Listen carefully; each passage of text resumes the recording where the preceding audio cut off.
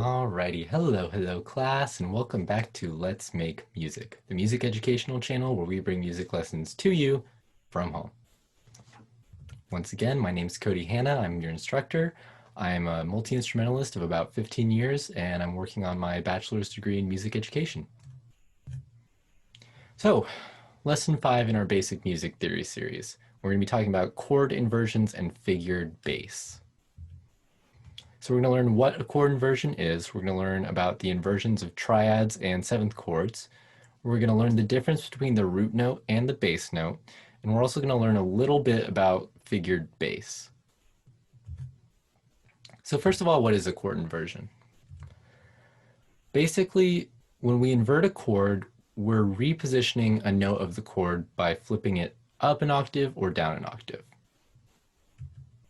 So for triads, the different inversions that we can play is root position, first inversion, and second inversion, and we'll get into those. So for root position triads, these are our most basic forms of our triads. So here we have a C major triad, C, E, G, in root position. And what that means is that our root, the tonic note of our chord, is the lowest pitch of this chord. So we're still following the same formula that we did when we were building triads, the root, third, fifth, and we're still using the same intervals in the context of that chord. So again, C to E is a major third, C to G is a perfect fifth.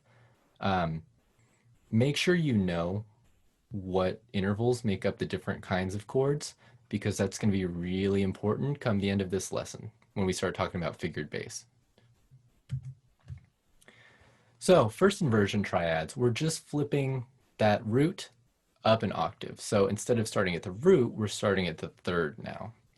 So we have third, fifth, and then root, right? E, G, C. And again, from E to G is a minor third, E to C is a minor sixth. And you can check these intervals if you flip them the other way, because we know, take this E to C, for example. If we flip that from E to C to E, it would be a major third. And we know from our lesson on intervals that when we invert an interval, we have to change it to the opposite quality and the inverted number. So C to E is a major third, right? So that means E to C is going to be a minor sixth. And that's just an easy way that you can go about checking to make sure your intervals are right. So for second inversion triads, again, we're just flipping one more time so that our fifth is on the bottom of our chord, G, C, E. And we're going fifth, root, third. And again, G to C is a perfect fourth, G to E is a major sixth, right? And if we wanted to, we could flip those intervals and check that. So for inversions of seventh chords, we have root position, we have first inversion, and we have second inversion, but we also have third inversion because we have that extra note that's present in a seventh chord. So root position sevenths, I'm keeping everything in C major in these diagrams just to make it easy to follow. So this is our root position seventh chord here, C, E, G, and B, right? Root, third, fifth, and seventh. So C to E, major third, C to G, perfect fifth, and C to B, major seventh, right?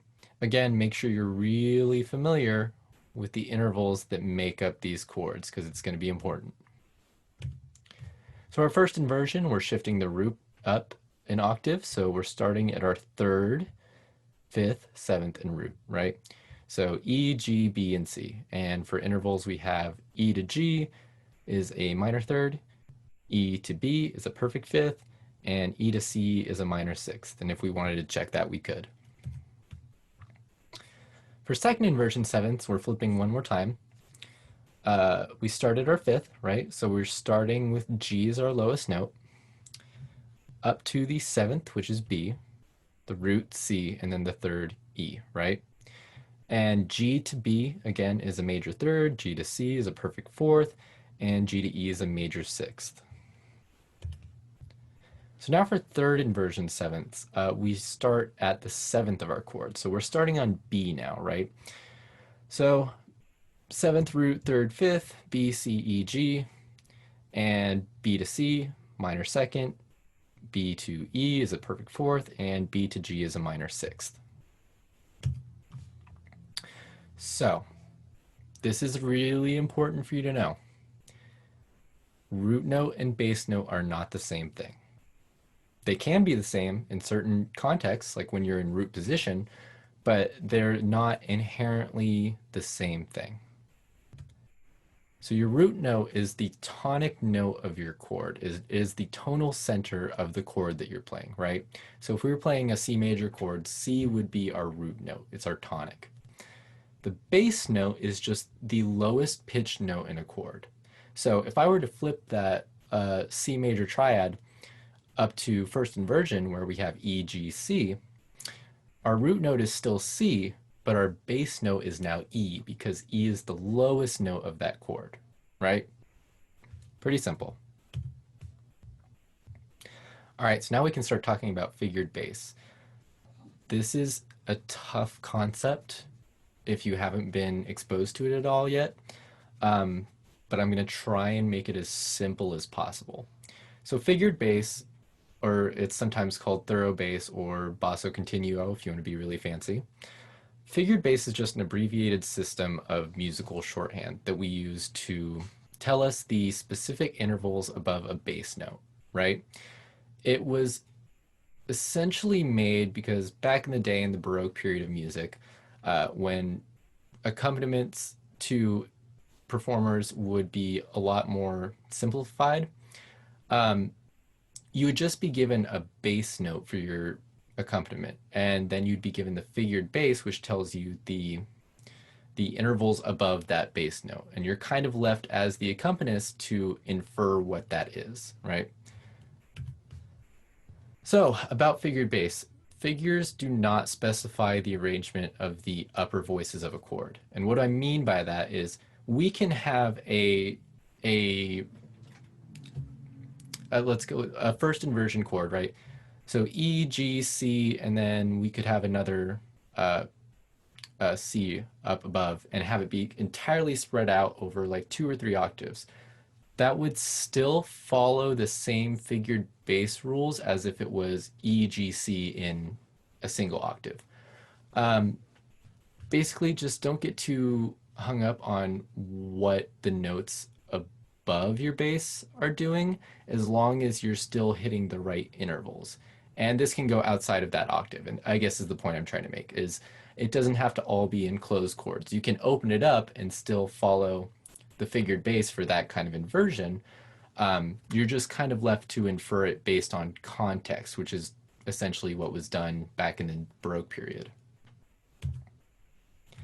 So for triad inversions, the figured bass that you're going to see for root position, it's going to be 5/3, or it can be abbreviated as to just having no figure next to it. So you would just see the chord. We get these numbers again from the intervals above the bass, right? So if we have a root position chord, we know that, excuse me, we know that we have a fifth above the bass and a third above the bass, right? So that's where these notes come from. That's where these numbers come from. And it's the same thing with first inversion, right? So when we invert that using C major again, E, G, C, E to C is a sixth, E to G is a third, right? And that's where these numbers come from. So don't let all the different combinations of numbers in figured bass throw you, because it really is just telling you what the intervals above that bass note are. And yeah, so for first inversion, you can abbreviate it as just 6. And second inversion we don't abbreviate just because we already have 6/3 that abbreviates to 6. So 6/4, we're trying to be a little more specific. But again, so that would be, G, C, E. G to E is a sixth, G to C is a fourth. That's where these numbers come from. And it's the same method for seventh inversion. So root position seventh chords, you always start at the largest interval. So you'll see it as 7/5/3 and not 3/5/7, right? So you start with the largest interval. So the largest interval in that is the seventh, right? And then the fifth and the third. And you can abbreviate that as just 7 next to the chord. In first inversion, our figured bass becomes 6/5/3 because we've shifted up. So now we have a sixth and then a fifth and then a third, right? From largest interval to smallest interval. Again, that can be abbreviated as 6/5 because we already have a 6/4. So 6/5 is a new one that we can use. In second inversion, our figured bass is 6/4/3. And again, it's because we have the sixth above the bass note, the fourth, and then the third, right? And we can abbreviate that as 4/3. For third inversion, it's going to be 6/4/2, or you can abbreviate it as 4/2. This is not important if you're just a hobby musician, but if you really want to get into music theory and like analysis of compositions, figured bass can be a really helpful tool for that.